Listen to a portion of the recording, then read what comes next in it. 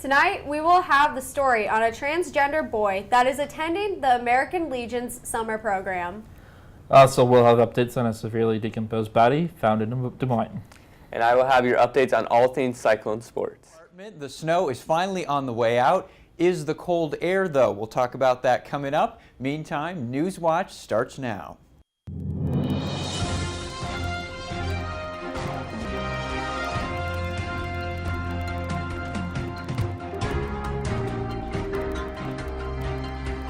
Welcome to Newswatch. I'm Trey Temple. And I'm Hollie Schlesselman. Thank you for joining us.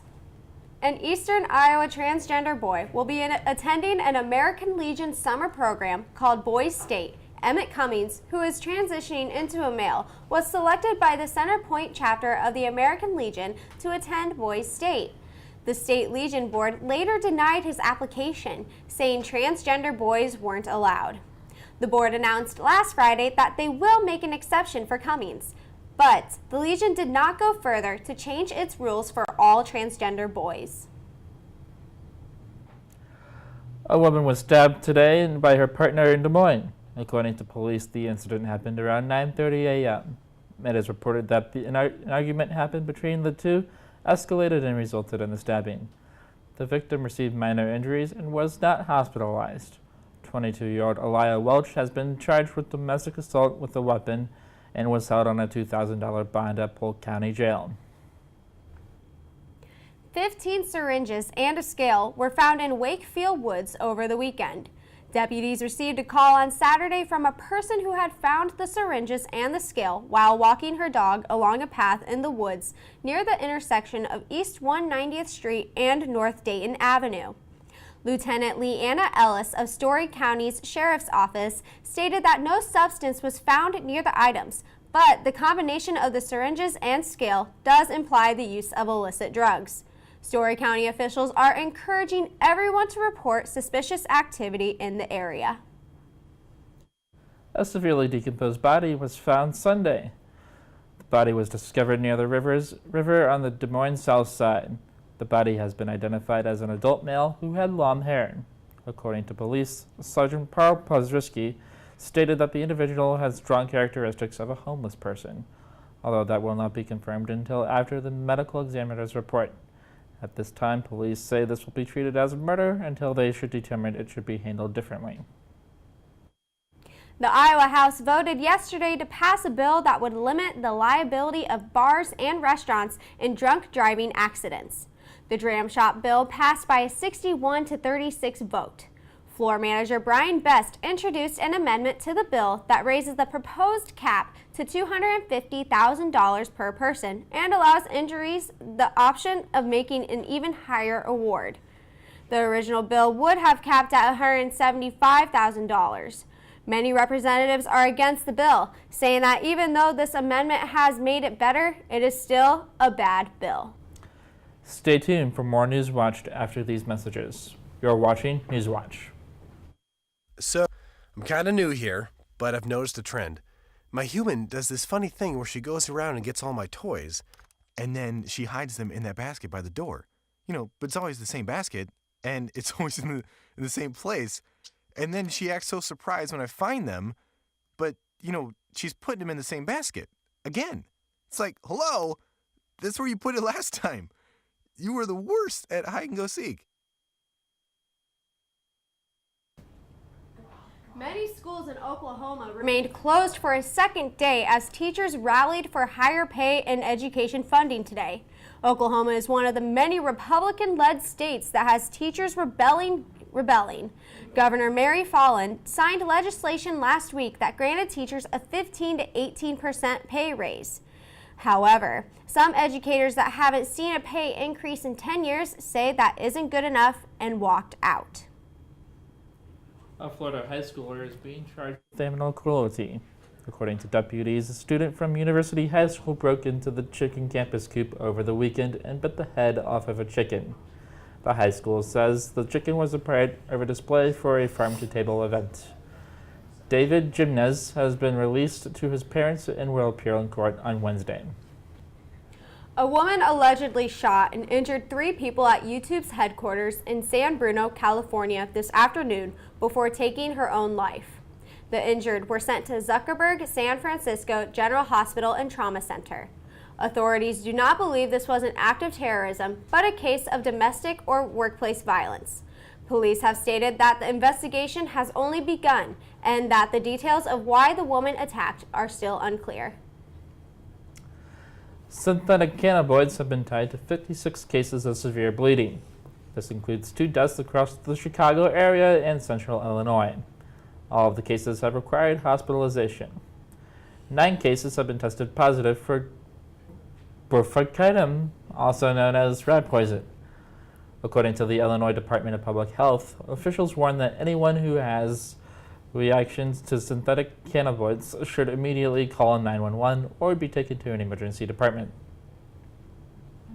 Winnie Madikizela Mandela passed away yesterday at a hospital in Johannesburg at 81 years old. Known as the Mother of the Nation, Madikizela Mandela was the second wife of former South African President Nelson Mandela. Madikizela Mandela was the face of the country while her husband was in prison. During his imprisonment, she spent more than a year in solitary confinement and was also convicted of ordering the kidnapping of 4 boys, one of whom died. She and Mandela separated and divorced a few years after Mandela was released from prison. Madikizela Mandela spent her remaining years as a member of parliament and once served as Deputy Minister of Arts, Culture, Science, and Technology.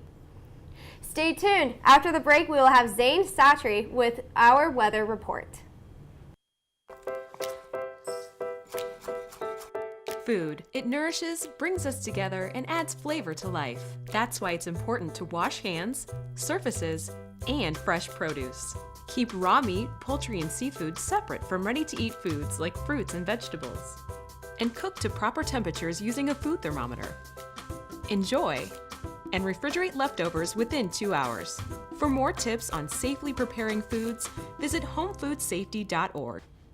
Welcome back to Newswatch. Right now here in Ames, we're sitting at 24 degrees outside. Look at the winds though. Northwest, out of the northwest at 30 miles per hour. Feels like 7 degrees right now. Now look at the sky camera, the DOT camera over the Highway 30 and I-35 interchange. You notice you don't see any snow. The sun's going down. We're going to take you a little ways off to the north. This is I-35 along Iowa Highway 18, so right between Clear Lake and Mason City. Up there, they've had a lot of reports of 6-8 inches as much of snow out there. So off to the north, they've had a lot of snow. We haven't had as much, just some flurries or snow showers, so to speak.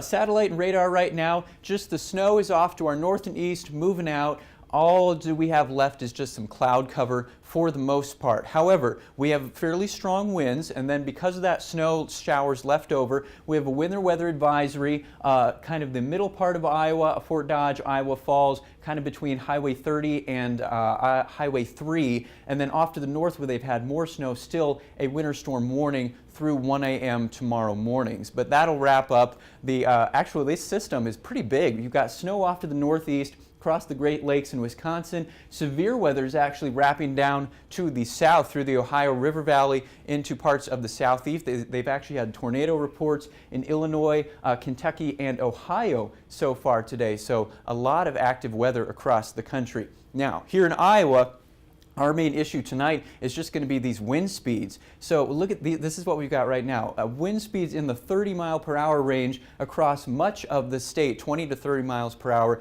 With some snow showers still left out there, we're going to be blowing that around, reducing visibilities through the evening hours. Temperatures are in the 20s for the most part. When you factor in those really strong northwesterly winds, drops into the single digits, even below 0 off to the north and west. So it's really chilly out there, especially for early April. Now we take a look at Futurecast. We're going to start it off late tonight. That snow is off to the north and east. Clouds will slowly wrap their way out and we'll have clear skies by later this evening into much of tomorrow. So tomorrow will be pretty calm and clear out there, just kind of cold. Another weak system moves through here Wednesday night into Thursday morning. This will probably just bring some clouds, maybe a light mixed precip shower of some kind, but nothing much to worry about, and then clearer skies on Thursday night into Friday. So forecasted lows for tonight, most of us will be in the teens, teens off to the north. Most of us will be in the 20s for the rest of the state. And then tomorrow for actual high temperatures,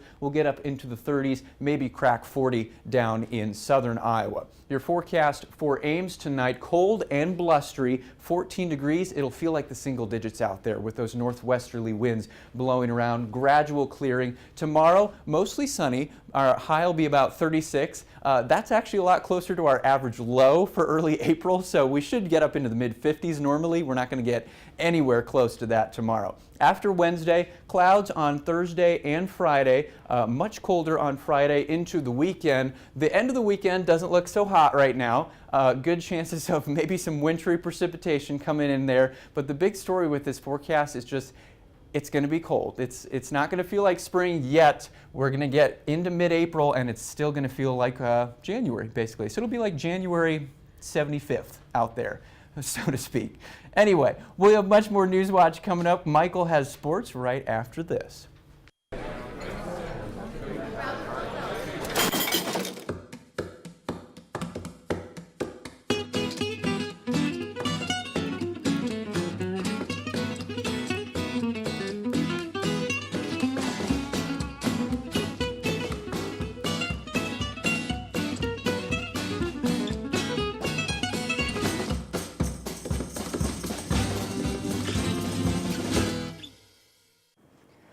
Welcome back to Newswatch.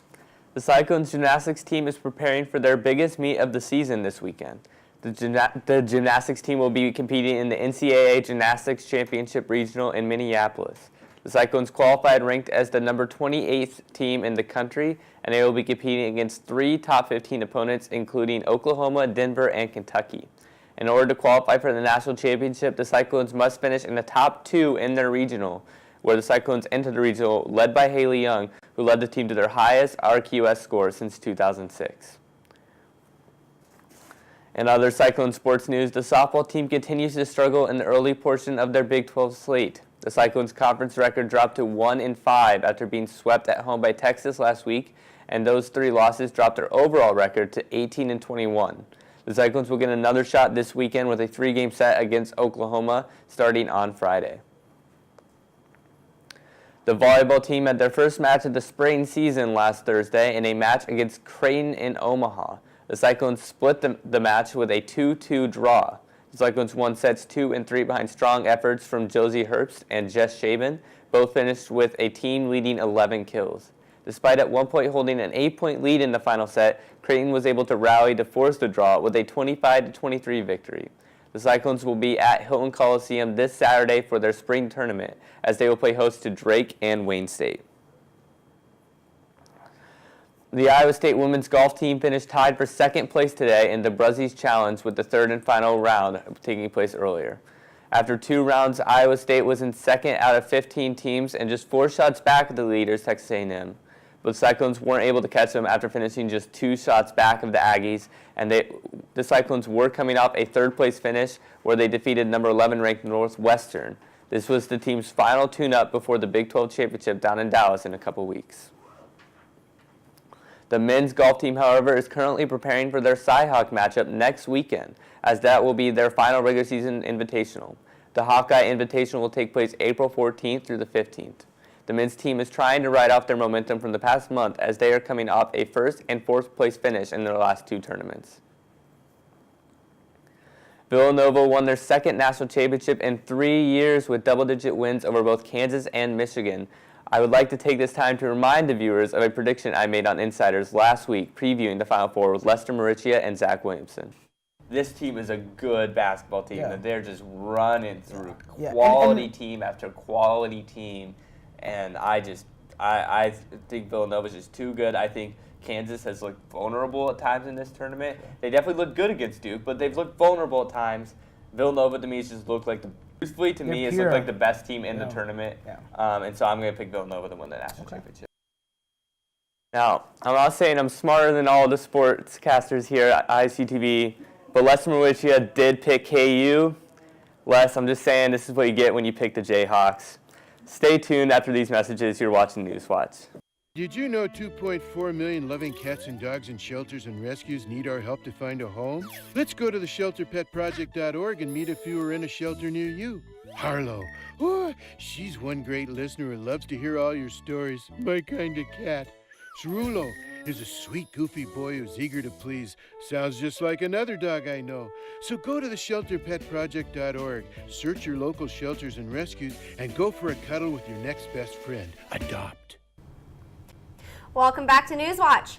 The gay dating app Grindr provided its users' HIV status to 2 other companies. According to BuzzFeed News, Grindr has also been sharing users' GPS data, phone ID, and email. The data was shared with Aptimize and Localytics, which help optimize apps. Grindr stated that this was just to make the app better to use and that they were taking care of all the private information. However, they have since stated that they are making changes. After almost 9 years of marriage, Channing Tatum and Jenna Dewan Tatum announced they are separating. After almost 9 years of marriage, on Monday, the pair posted a statement from their respective Instagram profiles stating, quote, We have lovingly chosen to separate as a couple. There are no secrets, no scandalous events at the root of this decision, just 2 best friends realizing it's time to take some space and help each other live the most joyous and fulfilled lives as possible. That is so sad that they are getting divorced. Like, I really thought that they were the perfect Hollywood couple. I know, I agree.